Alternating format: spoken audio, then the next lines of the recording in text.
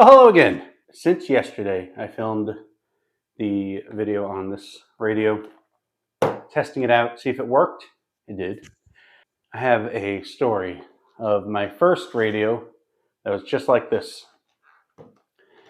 And what happened to it, kind of embarrassing, to say the least.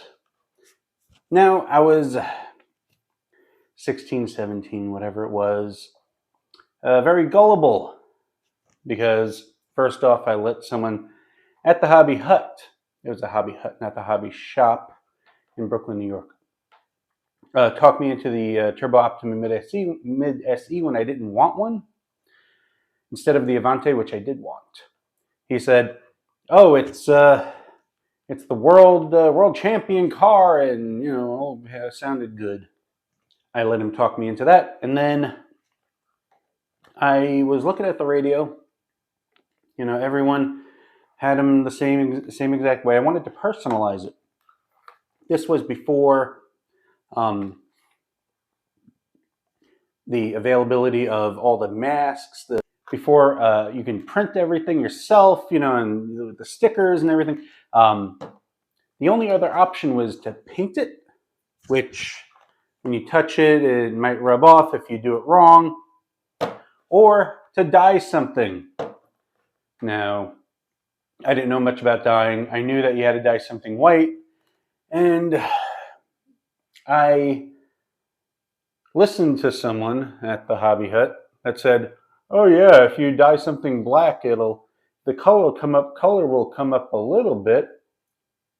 So I said, "Hey, even if it comes up a little bit, no big deal. Maybe a tint." If you know about dyeing, you know how wrong that is. But he said, "Oh, and for black, just let it soak a little bit more in the boiling water." So I got home. I tore my $200 Magnum AM radio apart, took all the electronics out, took all the metal out, started boiling water, put the dye in there,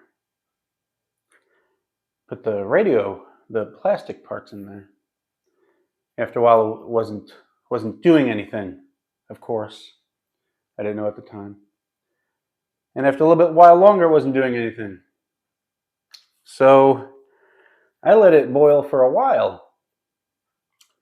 And you know what happens to plastic when you heat it up too long?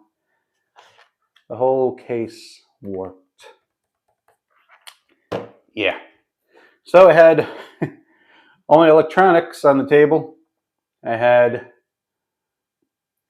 a warped case. What to do? Now, this is when the Nintendo Entertainment System was big. Then you had the aftermarket cases. They're clear. Then you put your cartridge in there. It's a pretty big case, about yay big-ish. So I took the guts, put it inside the case with the batteries, took the wheel, put it on the outside where it closed, took the trigger, and put it on the outside of the other side of the case, opposite of the wheel. And I had my janky radio. That wasn't a proud moment of mine. I still could use the radio.